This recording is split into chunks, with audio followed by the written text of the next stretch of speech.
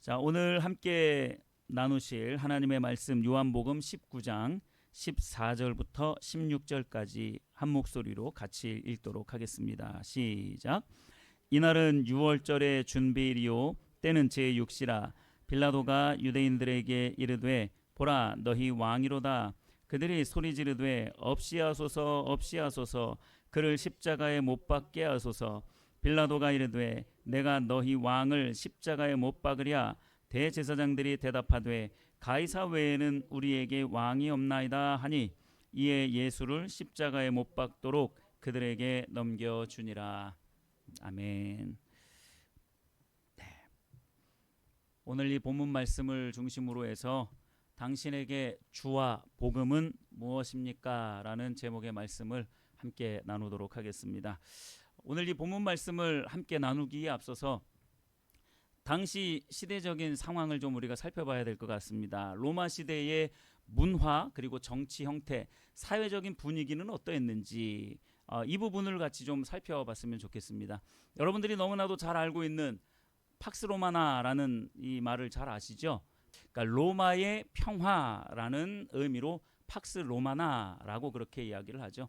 팍스 로마나가 시작이 되어진 것은 로마의 아우구스투스 일대 황제 때부터 시작이 되었어요. 여러분 잘 아시죠? 아우구스투스. 성경에서 누구죠? 가이사 아구스도. 여러분 성경 역사는 세계 역사와 함께 가고 있는 거 여러분 꼭 기억하시길 바랍니다. 로마의 일대 황제 아구스투스를 누가복음 2장 1절에서는 가이사 아구스도라고 그렇게 표현을 하고 있습니다. 가이사라는 말은 시저라는 말이에요. 황제라는 말이죠. 황제 아구스도. 그리고 역사 속에서는 아우구스투스라고 하는 그 황제, 기원전 27년부터 AD 14년까지 거의 한 40년 정도를 통치한 황제가 아우구스투스입니다. 그런데 이 아우구스투스 시대 때부터 이 로마의 평화는 지속이 됐습니다. 거의 200년 동안. 그것을 팍스 로마나라고 그렇게 이야기를 하는 거죠. 특히 이 아우구스투스 황제 이후로 이 황제 숭배가 제도화되면서 황제를 신으로 숭배하는 그러한 문화가 많이 퍼지게 되었어요. 그래서 사람들은 황제하면 거의 신격화시키면서 황제를 숭배하고 존경하고 경배하는 그러한 수준에까지 이르게 되었습니다. 그러니까 로마 시대 예수님이 태어나셨을 당시에 이 아우구스투스 누가복음 2장 1절부터 쭉 한번 보세요. 이 아우구스투스가 전국에 그 호적을 하라고 명령을 내리잖아요. 그래서 크리스마스 때마다 성탄절 때마다 맨날 나오는 게 뭐예요? 호적을 하러 요셉과 마리아가 어디를 가요? 베들레헴으로 가잖아요. 호적을 하러.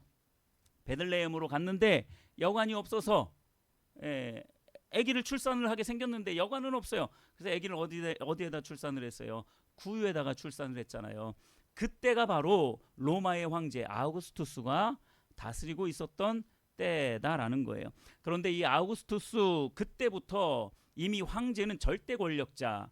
그래서 이 황제 숭배가 황제를 신으로서 숭배하는 이 황제 숭배가 거의 제도화가 되었다라는 거예요. 그래서 로마 제국 당시에 황제를 뭐라고 불렀냐면 주라고 불렀습니다. 뭐라고 불렀다고요? 주라고 불렀어요. 주님이라는 뜻이요.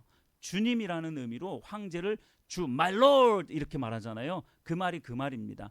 영화에 보면 옛날 왜 중세시대 때 막 영화 보면 그런 이야기들이 많이 나와요. my lord 하면서 황제를 왕을 lord라고 이렇게 표현을 합니다. 주라고 표현을 해요. 뿐만 아니라 이 절대 권력을 갖춘 이 황제 이를 신격화하다 보니까 이 황제가 어떤 전쟁에서 승리하고 들어오면 그것을 보고 사람들은 기쁜 소식이라고 그렇게 이야기를 했어요. 기쁜 소식 뭐죠? 한자로 하면 복음입니다.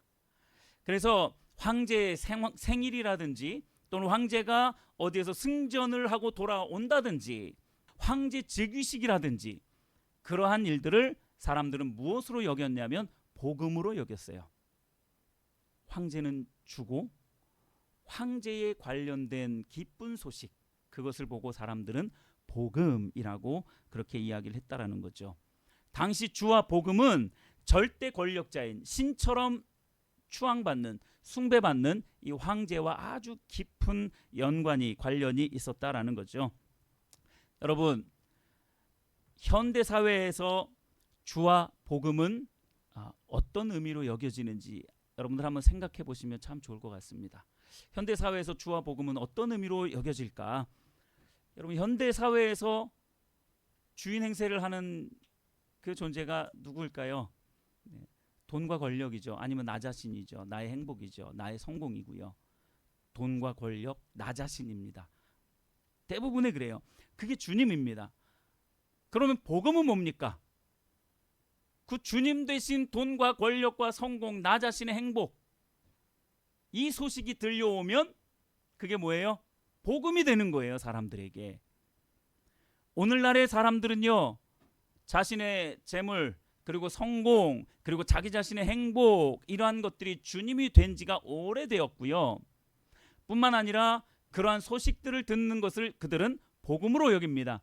그러다 보니까 예수님을 믿는 사람들조차도 예수님이 주님이라고 그렇게 고백은 하지만 실질적인 주님은 물질이에요. 그래서 돈을 다 따라갑니다. 돈과 관련된 일이라면 주님을 예배하는 그 예배 시간만큼은 그냥 조금 뒤로 이렇게 내팽개쳐버리는 그러한 세상이 되어졌다라는 거죠. 그 부와 권력으로 세상에서 성공했다는 소식이 바로 현대 사회에 있어서 복음이 되어져 버린 거죠. 자, 그렇게 보면 로마 시대나 현대 시대 뭐 다른 점이 있나요? 없습니다. 별로 없어요. 2000년이 지났지만 로마 시대 때나 지금 현대 시대 때나 전혀 바뀐 게 없습니다. 황제가 의미하는 게 뭡니까? 부와 성공, 권력입니다. 절대 권력. 그게 복음이 되어졌다고요. 그것이 주가 되어졌다라는 겁니다. 자, 이런 팍스 로마나라는 이 시대에 누가 태어났습니까? 예수님이 태어나셨어요. 황제가 주가 되어 있고 황제와 관련된 그 소식이 복음이 되어져 있는 그 시대, 팍스 로마나 그 시대에 예수님이 태어나신 거예요. 그리고 예수님은 그 시대에 그렇게 태어나서 이렇게 말하시죠. 한 사람이 두 주인을 섬기지 못할 것이니 혹 이를 미워하고 저를 사랑하거나 혹 이를 중히 여기고 저를 경히 여김이라. 너희가 하나님과 재물을 겸하여 섬기지 못하느니라. 예수님이요, 이것을 너무나도 정확하게 알았어요. 황제가 주인이 되어 있고 황제에 관련된 소식이 복음이 되어져 있는 이 시대에 너희들은 두 주인을 절대로 섬길 수 없다라고 그렇게 말씀을 합니다. 그런데 거기서 두 주인을 대표 하나님과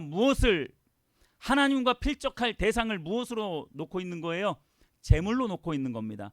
재물과 관계된 그 모든 것들이 바로 하나님과 필적할 대적이라고 그렇게 표현을 하고 있는 겁니다. 그러면서 예수님이 두 주인을 절대 섬길 수 없다. 너희들이 생각하고 있는 그 주인은 진짜 주인이 아니다. 만약에 너희들이 그 돈을 최고의 가치로 여기고 있다면, 돈과 관련된 그 성공과 명예, 이러한 것들을 네가 최고의 것으로 여기고 있다면 너는 그것을 섬기고 있는 것이다. 그것이 너에게 있어서 주인이다. 그런데 잘 들어라. 두 주인을 섬길 수 없다. 절대로 두 주인을 섬길 수 없다라는 거예요. 그러면 우리는 돈의 노예가 되든지 성공과 명예의 노예가 되든지 아니면 하나님의 종이 되든지 예수님의 종이 되든지 둘 중에 하나밖에 될 수 없다라고 말씀을 하고 있는 거예요. 그런데 오늘날 우리 사회는 이 물질적 성공이 하나님을 향한 신앙보다 우선적으로 그렇게 여기는 경우가 많이 있습니다. 많은 사람들이 부를 축적하고 성공의 이력을 만들어내느라 예배나 기도를 소홀히 여기지요. 신앙의 영역이 무너지면서 자연스럽게 윤리, 도덕적인 영역까지 계속해서 무너지고 있는 그러한 상황이다라는 거죠. 오늘날 우리들에게 이 맞닥뜨려진 이 시대의 도전, 과연 우리에게 주와 복음은 무엇이냐라는 이 질문, 여러분들은 이 질문 앞에 떳떳하게 정말로 나의 주인은 예수님이십니다. 예수님의 그 소식이 나에게 있어서 복음입니다 라고 말할 수 있는지 여러분 한번 생각하는 시간이 되었으면 좋겠습니다. 본문 말씀을 한번 보십시오. 요한복음 19장 15절 말씀. 저희가 외치되 없이 하소서 없이 하소서 저를 십자가에 못 박게 하소서. 빌라도가 가로되 너희 왕을 내가 십자가에 못 박으랴? 대제사장들이 대답하되 가이사 외에는 우리에게 왕이 없나이다. 여러분 이 말을 듣는데 막 이 안에서 뭐가 막 끓어오르지 않으세요 혹시? 지금 유대인들이 뭘 하고 있는 거냐면요. 지금 이 상황 배경은 제가 설명 안 드리겠습니다. 예수님이 지금 이제 십자가에 못 박히기 바로 직전이에요. 빌라도가 재판을 했죠. 빌라도가 보기에는 예수님이 죄가 전혀 없어 보여요. 그래서 놓아주려고 해요. 그런데 이 백성들이 뭐라고 말합니까? 없이 하소서 없이 하소서 십자가에 못 박으소서 이렇게 이야기를 합니다. 없이 하라는 게 뭡니까? 우리 눈앞에서 사라지게 해달라는 거예요. 제발 좀 치워달라는 이야기입니다. 예수님을 어떻게 해서요? 십자가에 못 박아서 저를 좀 우리 눈앞에서 없이 하소서 좀 치워주십시오. 거추장스럽습니다 라고 말하는 거예요. 왜 그렇습니까 여러분? 예수님이 주장한 게 뭡니까? 가난한 자들, 억울한 자들, 눌린 자들, 핍박당하는 자들, 그러한 자들을 하나님은 예수님은 사랑하시고 네 자아를 내리고 겸손히 다른 사람의 밑에서 다른 사람을 섬기라고 그렇게 말을 하니까 이 사람들에게 있어서 예수님은 왕으로서 매력이 있습니까? 없습니까? 전혀 없는 거예요. 왕으로서 전혀 없는 겁니다. 그러니까 저딴 왕 필요 없어. 우리 눈앞에서 차라리 십자가에 못 박아서 없애버려. 우리 눈앞에서 치워버려. 없이 하소서 없이 하소서라고 그렇게 외치고 있는 겁니다. 그러니까 빌라도가 한 번 더 여지를 줘요. 뭐라고 말합니까? 야, 너희 왕을 내가 십자가에 못 박아도 되겠냐? 이렇게 말을 하는 거예요. 자, 그랬더니 이번에는 군중들이 아니에요. 이 유대인들의 대표인 대제사장들이 몰려와 가지고 이렇게 대답하는 겁니다. 가이사 외에는 우리에게 왕이 없나이다. 주님, 유대인들이 어떤 신을 믿는 사람들입니까? 유일신을 믿잖아요. 하나님을 믿는데 유일신 하나님을 믿어요.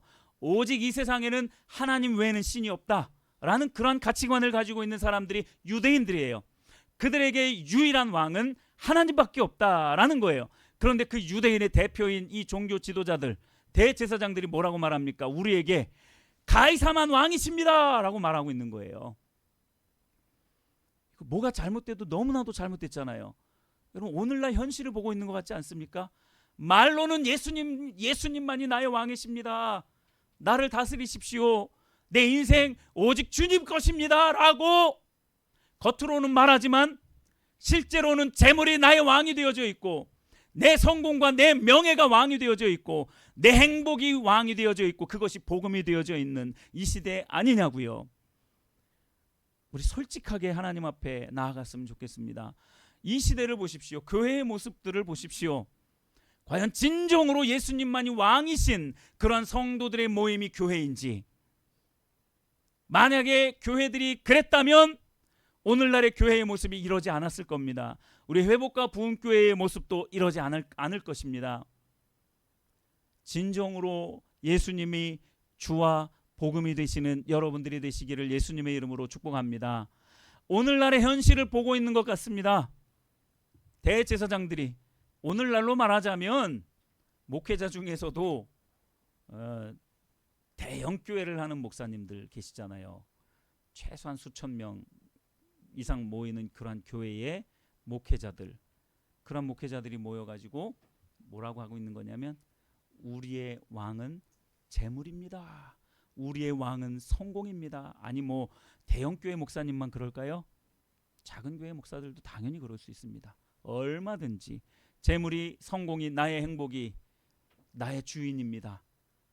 그리고 나의 주인이 나에게 소유가 되어지면 그것이 복음입니다. 이렇게 고백하고 있는 거죠. 여러분, 이 유일신 사상을 가지고 있는 이 유대인들마저도 가이사 외에는 우리에게 왕이 없습니다라고 이렇게 고백하고 있는 거예요. 이렇게 말을 하고 있는 거예요. 왜 이런 현상들이 일어나고 있느냐라는 거예요. 종교 지도자들은 로마의 압제를 당연시 여기고 있어요. 아니, 당연시 여길 뿐만 아니라 그 아래에서 어떻게 하면 한 자리 차지해 볼까 하는 그 마음으로 이러한 고백을 했던 겁니다. 가이사 외에는 우리에게 왕이 없습니다. 여기서 말하는 가이사가 시저예요. 아우구스투스를 말하는 거죠. 로마의 1대 왕 아우구스투스를 말하는 겁니다. 로마의 황제만이 우리의 왕이십니다 라고 그렇게 스스로 고백하고 있는 거예요. 황제가 자신들의 왕이라고 소리 높여 외치면서 오히려 대중들에게 경배와 숭배를 강요하고 있는 그러한 모습인 거죠. 여러분, 유대인들도 당연히 메시아를 고대하죠. 유대인들도 당연히 메시아를 고대합니다. 그런데 어떤 메시아를 고대하냐면 왕적인 메시아를 고대하는 거예요. 왕으로 와가지고 왕가에 태어나서 그 나라를 완전히 그야말로 왕적인 통치를 하는 그러한 권력자로 메시아가 오는 것을 유대인들은 지금 이 시간에도 그 메시아를 기다리고 있어요. 그 메시아 오실까요? 안 오실까요? 그런 메시아는 안 오세요. 이미 예수님 메시아로 오셨는데 그들이 원하는 메시아의 모습이 아니었던 거예요. 왕적인 메시아의 모습이 아니었던 겁니다. 그러니까 이 유대인들이 우리에게 있어서 차라리 저 예수보다는, 예수는 좀 치우고 저 황제가 우리에게 있어서는 왕적 메시아로서 훨씬 더 어울린다라고 이렇게 생각을 했던 거예요. 그러니까 그들이 그렇게 말한 겁니다. 가이사 외에는 우리에게 왕이 없습니다. 저 예수보다는 차라리 저 가이사가 훨씬 낫습니다. 얼마나 강력합니까? 얼마나 보기에 좋습니까? 얼마나 스마트해 보입니까? 이 시대가 추구하고 있는 거죠. 부와 성공과 권력과 명예, 잘나 보이고 성공해 보이고 뛰어나 보이죠. 이 시대가 말하는 게 바로 그런 것들이에요. 이 시대의 사람들이 바로 주와 복음으로 여기고 있는 것들이 바로 그러한 것들입니다.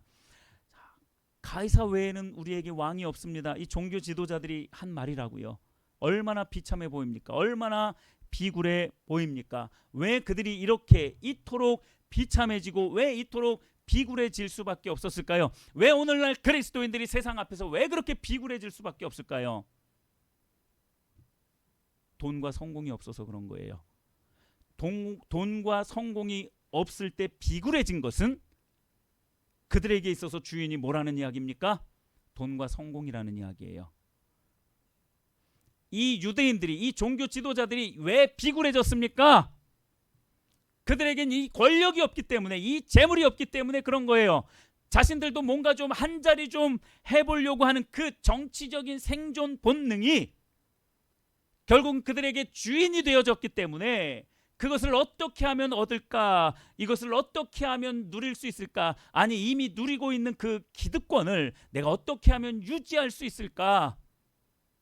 그들에게 있어서는 그것이 주기 때문에 그것을 보존하고 싶었던 그 마음 때문에 예수님은 배척하고 황제인 가이사를 왕으로 그렇게 스스로 모셔드린 것입니다. 여러분, 유대인은 그렇다 쳐요. 여러분들이 이러한 말씀을 보면 유대인들이니까 그랬겠죠. 당시 종교 지도자들이니까 그랬겠죠 라고 생각할 수 있습니다. 아니, 유대인들의 그 이야기가 지금 오늘날 우리들의 이야기와 무슨 상관입니까? 잘 생각해 보십시오. 유대인들은 그렇다 치고 예수님 믿는 그리스도인들, 성도라 이름하는 그 그리스도인들의 삶과 신앙은 어떤지 한번 여러분 잘 한번 생각을 해 보십시오. 아니, 뭐 멀리 갈 것도 필요 없습니다. 나 자신의 모습을 한번 돌아보시고 우리 주변의 크리스찬들, 그리스도인들의 모습을 한번 돌아보십시오. 예수님 믿는다는 사람들 치고 돈과 세속적 권위와 명예를 예수님의 희생적 사랑보다 더 가치 있는 것으로 여기는 사람들이 얼마나 많이 있느냐라는 거예요. 여러분, 예수님을 버리고 황제를 선택했던 그 유대인들처럼 우리는 삶의 중심에 하나님 대신 다른 주인들을, 즉 우상들을 너무도 많이 세워놓습니다. 유대인과 다릅니까? 종교 지도자들과 다릅니까? 전혀 다르지 않습니다. 우리들의 모습이요, 그 종교 지도자들과 전혀 다를 바가 없는 거예요. 우리들의 마음 중심에 얼마나 많은 그 우상들이 있는데요. 내 자신이 우상이 된 경우도 너무 많고요. 뭐 돈과 권력은 조금 우리가 좀 벗어났다 치더라도요, 자기 자신이 우상이 된 사람 너무 많고요.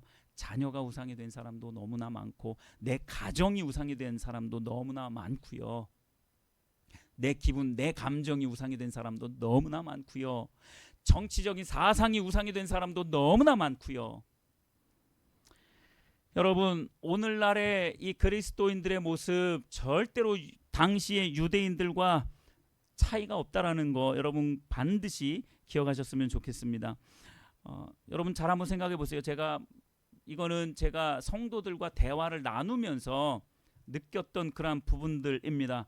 그리스도인들조차도 예수님이 강조하신 말씀의 가치를 지켜내기보다는 단돈 몇백만 원을 지켜내는 것을 더 소중하게 여깁니다. 제가요, 여러분 그깟 몇백만 원 손해 보더라도 신앙 양심을 지키십시오 라고 하면 수십 년 신앙생활한 집사님들, 권사님들이 독백식으로 그렇게 이야기를 해요. 몇 푼 아닌데? 몇 푼 아닌데? 이런 마음가짐으로 혼자 독백으로 그렇게 이야기를 한다니까요. 그러니까 무슨 말이냐면요, 신앙 양심 조금만 내가 눈 감으면 수백만 원의 유익을 얻을 수 있다라는 거예요. 그랬을 때에 잠깐 눈 감는다 이거죠. 잠깐 눈 감는다고 예수님 안 믿는 거 아니니까. 유대인하고 전혀 다를 바가 없어요. 그들에게 주인은 돈입니다. 재물이에요. 물질입니다. 성공이고 명예죠. 겉으로 말은 안 하지만 사실 그들이 외치고 있는 게 뭡니까? 가이사 외에 우리에게 왕이 없습니다 라고 성도라 이름하는 사람들이 마음 중심에서부터 그렇게 외치고 있는 거예요. 여러분들의 마음 중심에서도 과연 가이사 외에는 왕이 없습니다 라고 외치고 있는 나의 자아는 있지 않는지, 내 자아가 그렇게 외치고 있지는 않는지 여러분 돌아보셔야 됩니다. 이거 돌아보지 못하면요, 우리 신앙생활 헛수고로, 공술의 공수고로 그냥 끝날 수도 있다라는 거 여러분 꼭 기억하셨으면 좋겠습니다. 성도이신 여러분 반드시 기억하시기를 바랍니다. 그리스도인들에게 진정한 주는 오직 예수 그리스도밖에 없는 줄 믿으시길 바랍니다. 참된 복음은요, 물질적인 풍요나 권력과는 사실 거리가 멀어요. 예수님께서 우리에게 임재하시고 우리의 삶을 이끌어 가시고 내 삶에 간섭하시는 그것이 복음인 줄 믿으시길 바랍니다. 한마디로 말해서 예수님이 우리의 인생 가운데 임재하시는 그 일, 그래서 내 삶을 주도하시고 이끌어 가시는 그 일이 복음이라는 거예요. 여러분 그 복음 가운데서 살아가시기를 예수님의 이름으로 축복합니다. 우리가 우리를 전파하는 것이 아니라 오직 그리스도 예수의 주 되신 것을 전파함이라. 사도 바울이 이렇게 고백합니다. 우리가 전파하는 것은 다른 게 아니라 예수님이 우리의 주인이다, 우리의 Lord, 우리의 주다라는 것을 선포한다, 전파한다. 그것 말고는 우리가 전파하는 것은 없다 이거예요. 복음입니다. 그게 예수님이 우리의 주되심, 그것이 복음이고요. 우리들이 전생애를 통해서 선포하고 전해야 할 내용이다라고 고린도후서 4장 5절에서 바울이 그렇게 고백하고 있는 겁니다. 주 대신에 이 헬라어 단어는 퀴리오스예요. 그 로마 황제 아우구스투스에게 붙였던 주라는 이름이 바로 퀴리오스입니다. 똑같은 말이에요. 똑같은 단어입니다. 여러분 사도들이, 제자들이 평생에 걸쳐서 죽기까지 전했던 게 바로 이 주라는, 퀴리오스라는, 주님은 황제가 아니라 예수 그리스도다, 이것을 전하다가 사자밥이 되고요, 온몸이 사지가 찢겨나가는 그 고통을 당했던 거예요. 무엇 때문에요? 주되심을 위해서, 예수 그리스도가 주되심을 위하여서 예수님만이 우리의 주인이라는 저 황제가 주인이 아니라, 그러니까 로마 사람들이 볼 때는 얼마나 저 그리스도인들이 얼마나 눈의 가시 같았겠습니까? 나라가 팍스 로마나 평화롭게 유지되려면 저 그리스도인들이 없어져야 되는 거예요. 오늘날의 사회주의 공산주의가 왜 교회를 말살시키려고 하는 줄 아십니까? 이런 이유 때문입니다. 정확하게 일치합니다. 그리스도인들은 눈의 가시 같은 사람들이에요. 그렇기 때문에 사회주의 공산주의에서는 교회는 완전히 말살시켜야 할 그런 집단인 겁니다. 그렇기 때문에 공산주의 사회주의에서는 교회를 무너뜨리려고 하는 거예요.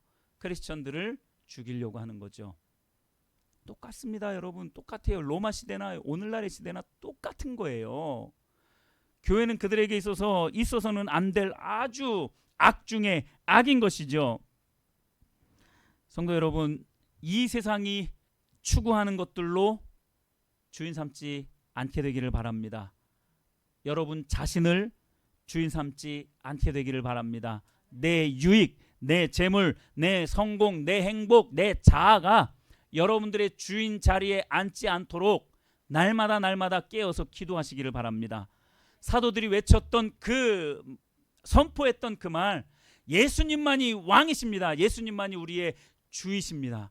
예수님이 주되심을 그렇게 선포하는 여러분들이 되시기를 바랍니다. 그리스도인들은요, 세속적인 성공보다 예수님을 삶의 주인으로 삼고 그분의 말씀을 따르는 삶을 통해서 진정한 복음을 누리게 됩니다. 그래서 사도 바울은 또 이렇게 고백해요. 또한 모든 것을 해로 여김은 내 주 그리스도 예수를 아는 지식이 가장 고상하기 때문이라. 내가 그를 위하여 모든 것을 잃어버리고 배설물로 여김은 그리스도를 얻기 위함이라. 내 주 그리스도. 여러분, 우리가 말끝마다 주님 주님 하잖아요. 그 고백이 뭔 줄 아시고 고백해야 돼요. 내 인생의 주인은 주님이십니다. 예수님이십니다 라고 고백하는 거예요. 내 인생의 주인이 더 이상 나가 아니라, 내 감정이 아니라, 내 기분이 아니라, 내 뜻과 내 계획이 아니라, 내 행복이 아니라 오직 주님만이 내 인생에 있어서 유일한 주님이십니다 라는 고백이 우리가 늘 그렇게 입버릇처럼 하는 주님 주님이라는 그러한 단어예요. 내 주 그리스도를 아는, 그 예수 그리스도를 아는 지식이 가장 고상하기 때문에 내가 이전에 가치 있게 여겼던 나의 학문, 그리고 나의 재물, 나의 성공, 명예, 이것들을 다 배설물로 여길 수 있습니다. 왜냐하면 그것으로 말미암아 예수 그리스도를 얻게 되기 때문입니다. 여러분, 이 고백을 하고 있는 거예요. 예수님을 얻기 위해서는 예수님이 주인이 되셔야 돼요. 예수님이 주인이 되셔야, 내 삶의 주인이 되셔야 예수님을 내가 소유할 수 있는 거예요. 여러분, 이 영적 비밀을 반드시 깨닫게 되기를 바랍니다. 바울은요, 예수님을 아는 것, 그리고 예수님을 소유하는 이것을 세상의 그 모든 그 가치보다도 더 유일한 가치로 여겼다는 거예요.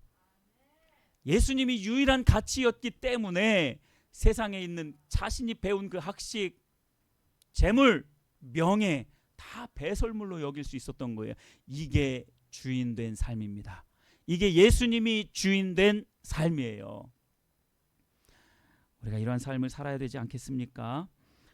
자, 이 세상의 모든 것들은 예수님을 통해서 이해할 때 그것은 진정한 복음이 됩니다.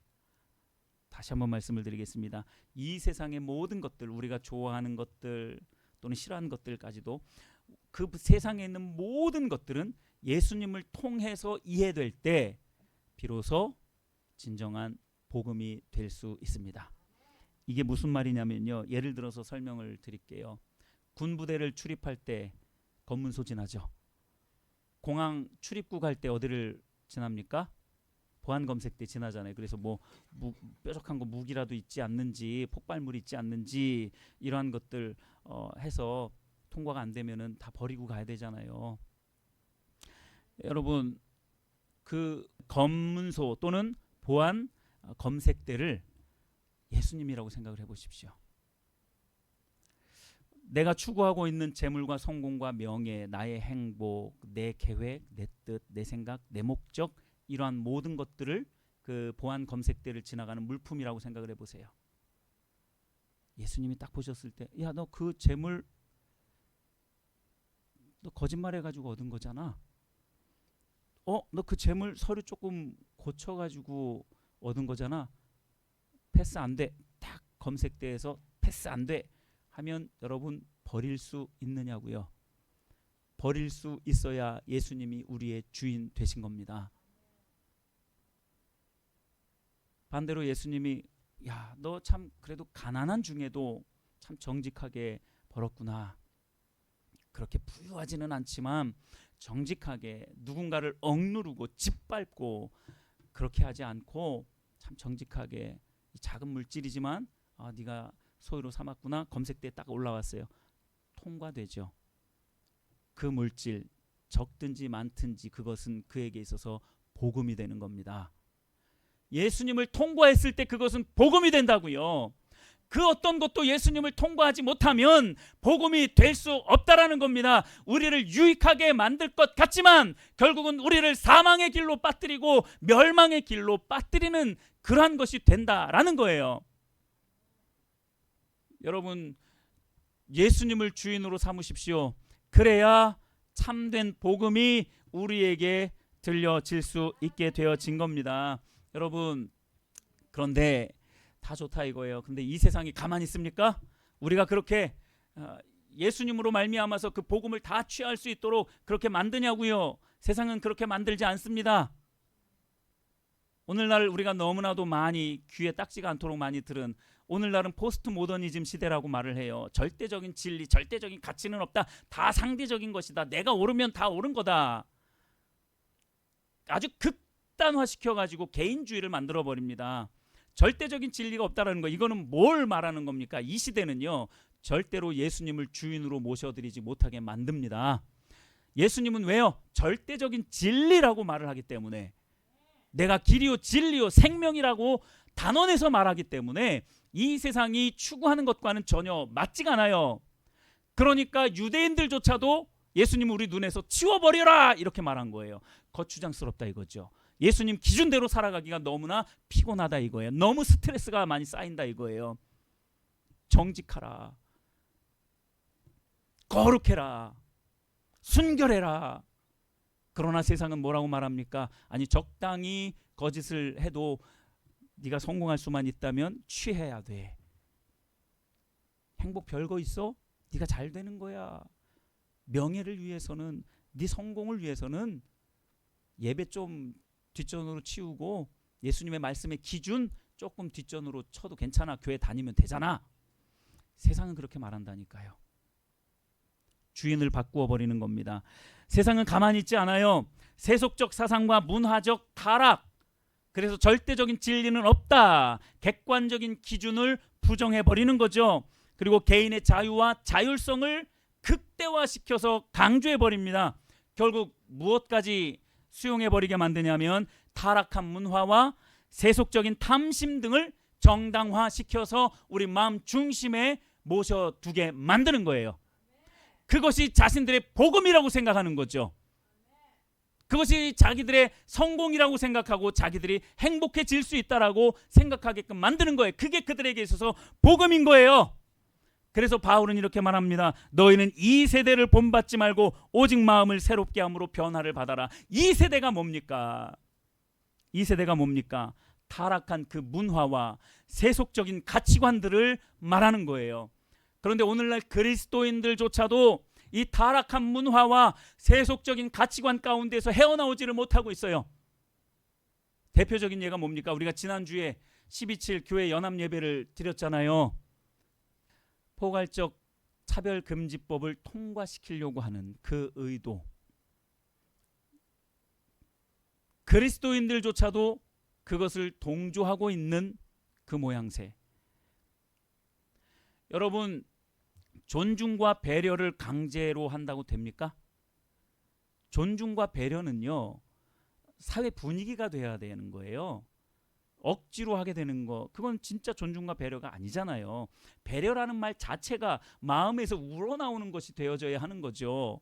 근데 그것을 강제화하겠다라는 게 포괄적 차별금지법의 핵심 내용인 거예요.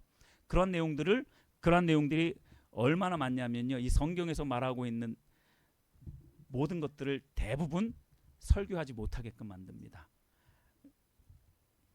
그러니까 말하자면 그런 거예요. 이제 차별금지법이 통과가 절대로 되면 안 되는데요. 통과가 되면 어떤 일들이 벌어지는지, 이거는 제가 이제 설교 말씀 이제 마무리하면서 좀 더 말씀을 드릴 텐데, 역차별이 계속 일어날 겁니다. 역차별. 특히 여성들이 굉장히 고통을 당할 거예요. 화장실에 남자들이 들어와도 왜 남자가 여자 화장실에 들어와? 이게 차별이고 혐오예요. 여러분, 이거 제가 뭐 과하게 이야기하는 게 아니에요. 이미 저 유럽이나 미국에서 이미 일어나고 있는 일들이에요. 왜 남자가 여자 화장실에 들어와? 너 왜 혐오해? 이겁니다. 왜 차별해? 이거예요.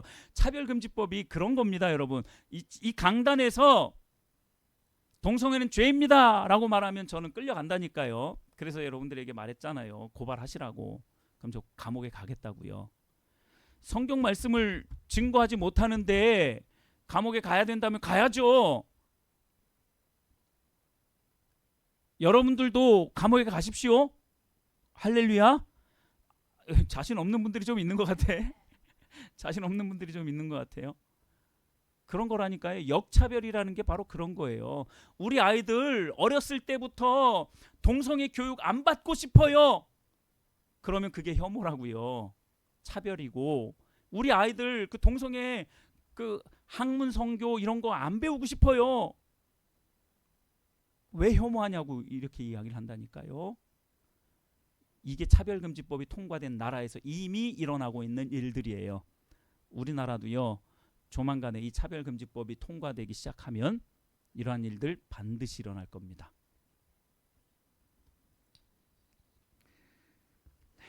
이 시대는요, 이 세대는요, 이렇게 타락한 문화와 세속적인 가치관을 말합니다. 방금 말씀을 드린 것처럼 이 차별금지법 제정 문제나 동성애 논란, 이러한 것들이요, 이러한 것들을 통해서 교회를 말살시키려고 해요. 주인을 자꾸 바꾸려고 하죠. 세상적인 가치관으로, 이 세상 문화로 주인을 자꾸 바꾸려고 해요. 그것이 마치 자신들에게 있어서 복음이라고 느껴질 만큼 그렇게 생각하는 거죠. 아주 자유로운 세상이 다가올 것처럼 만드는 거죠. 그러니까 디모데후서에 이렇게 말합니다. 말세에 고통하는 때가 이르리니 사람들은 자기를 사랑하며 돈을 사랑하며 자랑하며 교만하며 비방하며. 여러분, 이 디모데후서가 언제 쓰여졌습니까? 벌써 2000년 전에 쓰여진 말씀이에요. 그런데 오늘날의 현실을 너무도 정확하게 보고 있는 것처럼 말하고 있는 것 같지 않습니까, 여러분? 말세에 고통하는 때가 이르니 사람들이 자기를 사랑하며 돈을 사랑하며 자랑하며 교만하며 비방하며. 아니, 사도 바울이 지금 오늘날의 현실을 두 눈으로 보고 2000년 전에 쓴 것 같아요. 예언의 말입니다. 말세에는 고통의 때가 이르리니 이러한 시대가 반드시 온다. 자기를 사랑하고 돈을 사랑하고 자랑하고 교만하고 비방이 넘쳐날 것이다. 사도 바울이 2000년 전에 예언했던 것이 지금 이 시대에도 여전히 유효하다라는 겁니다.